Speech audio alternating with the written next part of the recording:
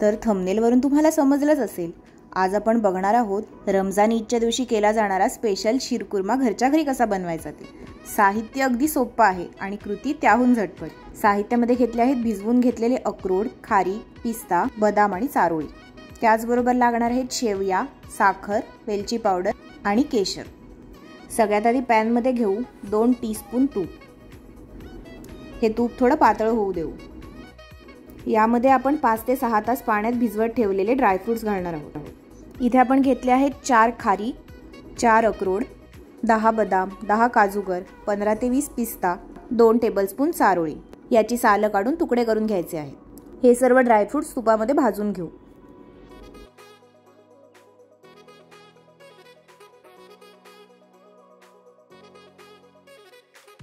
साधारणपणे 2 ते 3 मिनिटं हे आपण सर्व तुपात परतून घेणार आहोत।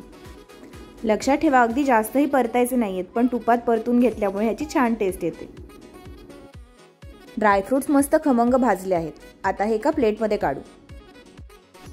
आता याच पॅन मध्ये 1 टीस्पून तूप घ्यायचं आहे। त्यामध्ये आपण शेवया भाजून घेणार आहोत।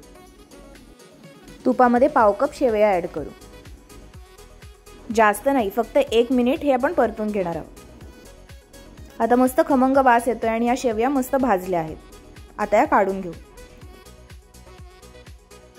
आता एका भांड्यामध्ये 1 लिटर म्हशीचं दूध घेऊ। हे फुल फॅट क्रीम आहे। या दुधाला एक छान अशी उकळी येईल तोपर्यंत हे उकळत ठेवू। आपण बघू शकतो दुधाला उकळी आलेली आहे। लक्षात ठेवा, दुधाला उकळी येऊन हे थोडं जाडसर झालं पाहिजे, म्हणजे शीरकुर्म्याला छान चव येते। एक 5 ते 10 मिनिट हे असंच ढवळून घ्या। एक 10 मिनिट होऊन गेली आहेत। आता मगाशी आपण ज्या शेवया भाजून घेतल्या होत्या त्या या दुधामध्ये ऍड करूया। या शेवया तुपामध्ये भाजून घेतल्यामुळे त्याचा मस्त फ्लेवर येतो। हे आता छान मिक्स करून घेऊया। 5 मिनिट हे असंच ढवळून घ्यायचं आहे। आता 5 मिनिट होऊन गेली आहेत। आपण बघू शकतो शेवया अगदी छान शिजल्या आहेत। आता ह्यामध्ये साखर ऍड करायची आहे। इथे आपण 1/3 कप साखर ऍड केली आहे। तुम्हाला जसं गोड आवडतं तसं तुमच्या आवडीनुसार तुम्ही ते साखर घालू शकता। हे अशा पद्धतीने ढवळून घेऊ जेणेकरून साखर विरघळेल। आता साखर व्यवस्थित विरघळली आहे। मगाशी आपण जे ड्रायफ्रुट्स भाजून घेतले होते ते आता ह्यामध्ये घालूया। त्याचबरोबर घालणार आहोत कोमट दुधामध्ये भिजत घातलेलं केशर। केशरमुळे शीरकुर्माला कलर आणि टेस्ट दोन्ही मस्त येते। आता साधारणपणे 5 मिनिट हे सर्व ड्रायफ्रुट्स आणि शेवया शिजण्यासाठी ठेवू। आपण बघू शकतो या शीरकुर्माला मस्त उकळी आली आहे आणि सर्व इंग्रेडियंट्स मस्त शिजले आहेत। केशरचाही अगदी मस्त वास येतोय। आता यामध्ये वेलची पावडर ऍड करू। या स्टेजला गॅस बंद करायचा आहे। तुम्ही बघू शकता की ही शीरकुर्माची कन्सिस्टन्सी अगदी परफेक्ट आहे, कारण थंड झाल्यानंतर तो अजून दाट बनतो।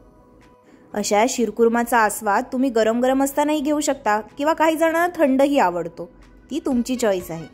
पण त्यासाठी आधी हा बनवून तर बघा। आणि हो, रेसिपी कशी वाटली ते आम्हाला कळवायला विसरू नका।